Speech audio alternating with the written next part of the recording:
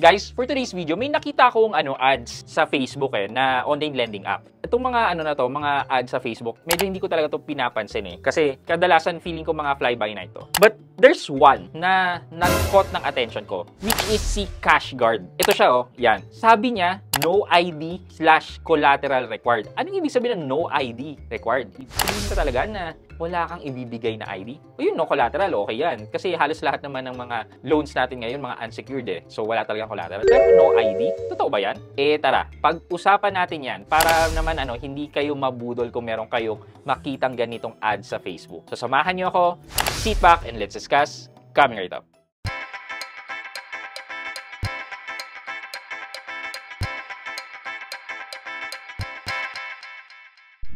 Hi guys, this is Pat and you are in Pat Quintos Review TV. So if you're new here in my channel, I do reviews about personal finance na meron akong experience or meron na akong knowledge na ginawa ko na yan ng videos and playlists na makikita nyo dito sa taas. At kung bago ka dito sa channel ko, you may want to consider subscribing to my channel. Okay, so basahin natin itong ad ni CashGuard Easy Cash Online. Sabi niya, kumuha ng loan sa loob ng 2 minuto. Simpleng aplikasyon, madaling approval, no ID card, no collateral. O baka meron silang ibig sabihin ng ID. Kung ako ang nakakita nito at magbabasa nito, ang isipin ko is no identification card. Okay, so nakalagay dito yan, loan amount 30,000, repayment period is 180 days, service fees 0%. O, ibig sabihin wala daw additional charge or service fee. And then the annual interest rate lang daw ay 10.8%. So ang babayaran mo lang daw sa 30,000 ay 30,087 pesos. Wow! Paano nangyari yun? Kahit sabihin mo 10.8%, ang repayment mo ay hindi lang 30,087 pesos. So clearly, medyo deceiving na kagad tong information na to. Okay, so i-check natin itong CashGuard. Check natin yung website niya. Okay, so sinearch ko siya sa Google, ito lumabas CashGuard. So feeling ko ito nga yun. Same sila ng logo, ayan Tapos 25,000. High loan amount, 25,000 pesos. Apply now. Why choose CashGuard? Sige, scroll lang tayo sa baba. Okay, learn more. Ayaw mapindot na learn more. Okay, itong 3 lines. Product services. Uy, nag-iba ng page. Help center, nag-iba ng page. Private policy, nag-iba ng page. Okay. Tapos, deletion request.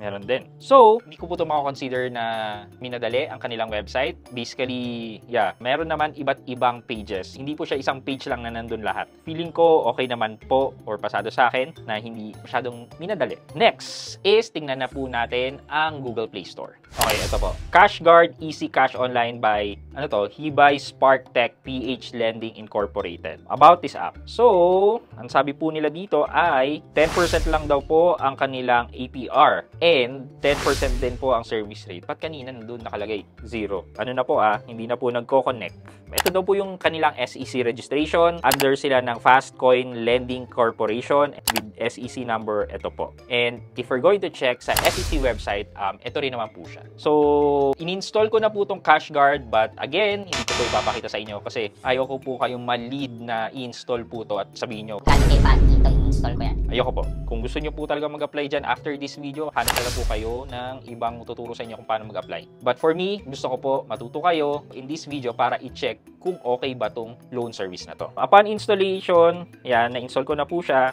And then, syempre, the normal process, lagyan yung number nyo, OTP, information nyo, ID, reference, and then yung account number na pagpapadala nyo, and then makita nyo na yung offer sa inyo. And ito po yung offer sa akin. Okay, dito na po tayo sa nasubmit ko na po ay naghihintay na po ng evaluation. Ayan, wala pa pong 1 minute, lumabas na po yung offer sa akin. So basically, ang offer po sa akin ay 3 po to Cash Plan A, Cash Plan G, na pag clinic po natin, meron po siyang management fee na madami or service fee. So, nandyan po yung interest na 122. Nandyan po ang account management fee. Nandyan po ang platform fee. Nandyan po ang risk fee. Nandyan po ang credit fee. Ang dami pong fee. Pero, siguro kaya nila hiniwa-hiwalay para sabihin na mababa po ang interest. Though, when we compute, again, the APR is kasama po lahat ng service charges. Dito po sa iba't ibang plan, and hindi ko po alam bakit kailangang iba't ibang plan pa po. Like, ito, sa plan A, ang loan amount is 3.5 and then the length of days na kailangang bayaran siya or the term is 7 days lang po. Ang matatanggap ko sa 3.5 ay 2,100 kasi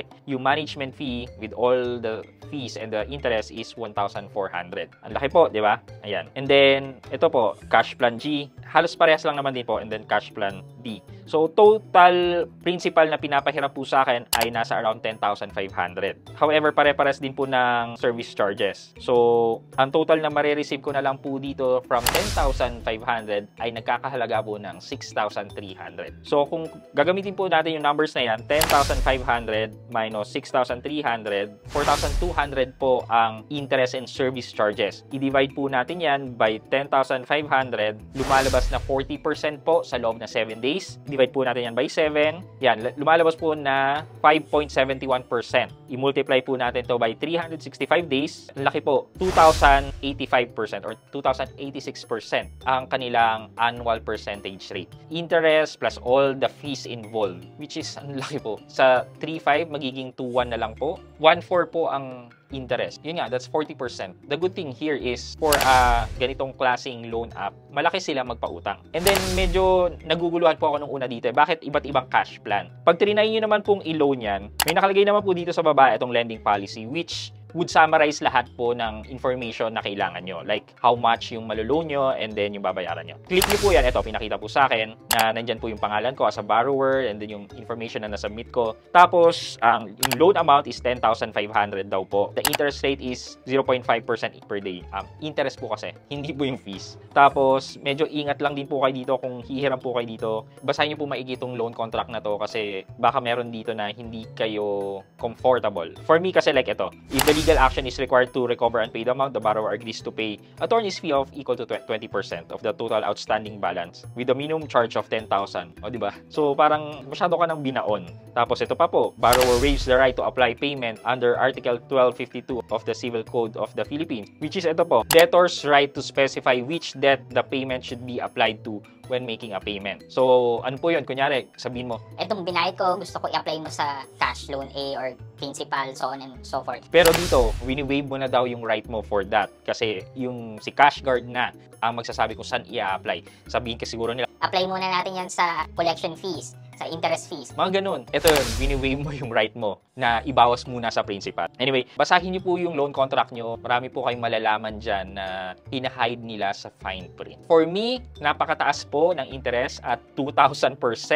Hindi ko po to i-recommend. Though malaki po yung loan amount, kaso from 10,500 magiging 6,300 na lang po. That's less 40% ng principal. Sakit sa ulo lang po ang hinahanap nyo. In addition pa po dyan sa false advertisement na ginawa po nila na nakita ko po. I mean, for me, para akong nabudol kasi sabi nila, no ID required, pero nanapan pa rin po ako ng ID sa application process. So, ano po yun? Diba? Okay. For our question of the day, nabanggit po natin yung Article 1952 of the Civil Code of the Philippines where it states na you as a borrower have the option or the right to tell your creditors kung saan i-a-apply yung binayad nyo. Na-mention na natin yung kanina. For our question of the day, aware po ba kayo dito na meron kayong ganyang karapatan na sabihin sa mga nagpautang sa inyo na, etong binayad ko, i-apply mo kagad muna yan sa principal. So on and so forth. Let me know sa comment section sa baba at may chance kayong manalo ng 1,000 pesos sa ating weekly GCash giveaway and sa ating cellphone giveaway last na po for the month of August. Before we end this video, mag-shoutout po muna tayo at shoutout kay Cleo Dafodil Matus at Cleo Dafodil Matus 9584. Ang sabi po niya, thank you Sir Pat for this informative content. Kakasubscribe ko pa lang sa inyo, mas malinaw ko na intindihan kung bakit may additional charges. Ayan. At Cleo Dafodil Matus, shoutout po sa inyo. Thank you so much po for subscribing to my channel and sana po makatulong ang mga videos ko sa inyo later on in enriching your financial awareness. I hope you can like this video, leave a thumbs up, and if not, wala na ng problema dyan but continue to support me by subscribing to my channel by clicking the subscribe button and also the bell button sa tabi ng subscribe para makareceive kayo ng latest notification sa lahat ng upload ko. Again guys, this is Pat Quinto and you're in Pat Quinto's Review TV. Bye-bye!